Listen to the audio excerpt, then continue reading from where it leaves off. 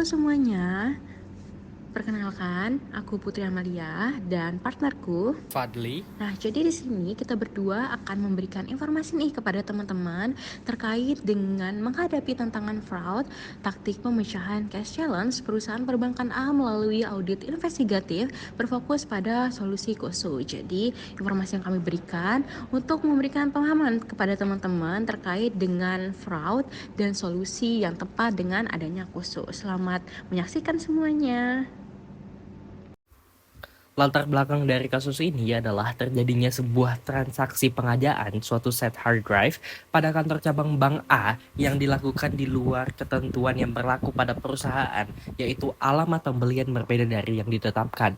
Yang kedua, kami sebagai auditor internal mengidentifikasi bahwa kantor cabang perbankan A telah melakukan fraud pada divisi IT, tetapi kami perlu beberapa langkah untuk membuktikan hal tersebut, serta memberikan solusi kepada KC Bank A. Selanjutnya adalah teori pembuktian kecurangan fraud. Yang pertama yaitu teori Diamond Fraud. Di Diamond Fraud ini ada 4 hal yang perlu kita tekankan. Yang pertama ada tekanan atau pressure. Yang kedua adalah peluang, opportunity. Yang ketiga ada rasionalisasi atau rationalization. Dan yang keempat adalah kemampuan atau capability.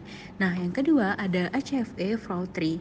Nah, di sini kita tuh mengambil 3 komponen utama. Yang pertama adalah asset misappropriation atau salah saji material. Yang kedua adalah korupsi. Dan yang ketiga adalah fraudulent settlement atau manipulasi laporan keuangan. Nah, selanjutnya yang ketiga ada motivated reasoning theory atau motivated reasoning fraud.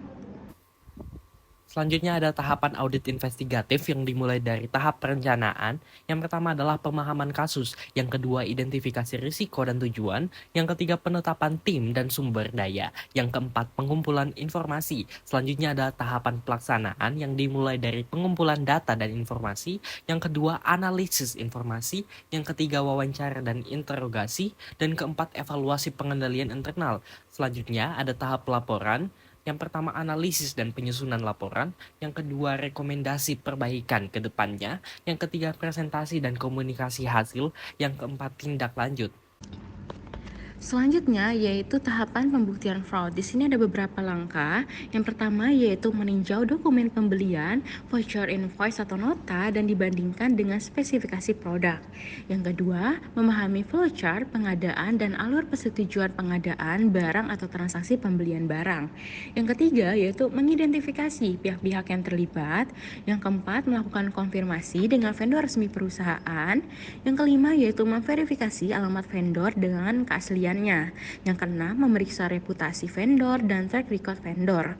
Yang ketujuh yaitu membandingkan harga pembelian aset hard drive dengan harga pasar. Yang kedelapan, menganalisa pola terjadinya transaksi. Yang kesembilan, memeriksa logistik penerimaan dan penerimaan barang. Yang ke-10 yaitu mewawancarai pihak-pihak yang terlibat dengan transaksi pembelian. Yang ke-11 memeriksa detail proses pengadaan seperti tender atau negosiasi. Yang ke-12 yaitu melakukan pengecekan aliran dana pembayaran. Dan yang terakhir yaitu melakukan pemeriksaan akun pada laporan keuangan. Lalu selanjutnya kami sebagai auditor internal membuktikan melalui kerangka kerja pengendalian internal atau yang biasa dikenal dengan COSO, yaitu melalui yang pertama, kebijakan perusahaan yang tidak diberikan pengawalan efektif. Yang kedua, terdapat perbedaan alamat vendor dengan distribusi resmi yang telah ditetapkan oleh perusahaan. Yang ketiga, transaksi yang dianggap material dengan harga yang wajar. Selanjutnya yaitu pengembangan informasi untuk membuktikan adanya fraud menggunakan metode 5W plus 2H. Apa aja sih yang termasuk? Yaitu adalah what, ada who, ada why, where, when, ada how, dan how much. Yang pertama adalah what. Yang pertama yaitu pengadaan aset yang dilakukan penyalahgunaan atas kekuasaan yang dimiliki oleh kepentingan perusahaan.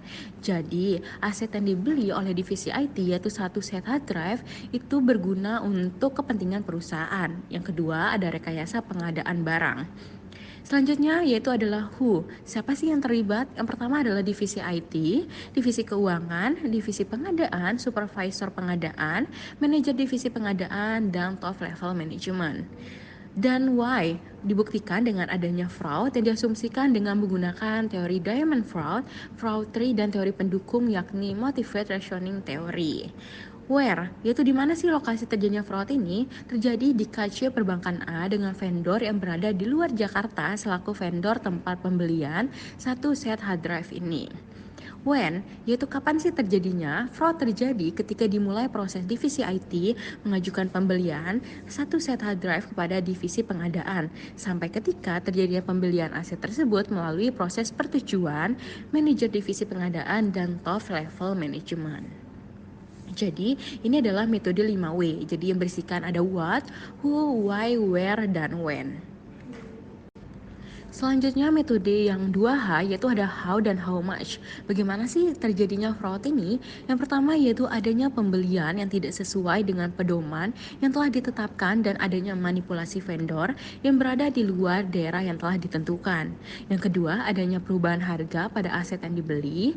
Yang ketiga adalah lemahnya sistem pengawasan terhadap pembelian aset dengan lemahnya sistem pengendalian internal pada perusahaan atau kasir perbankan A. Yang kedua adalah how much, berapa sih kerugiannya sebesar selisih nilai aset yang tercantum pada voucher transaksi pembelian atau pengadaan aset hard drive dengan ketentuan standar satuan harga yang sudah menjadi pedoman pembelian perusahaan.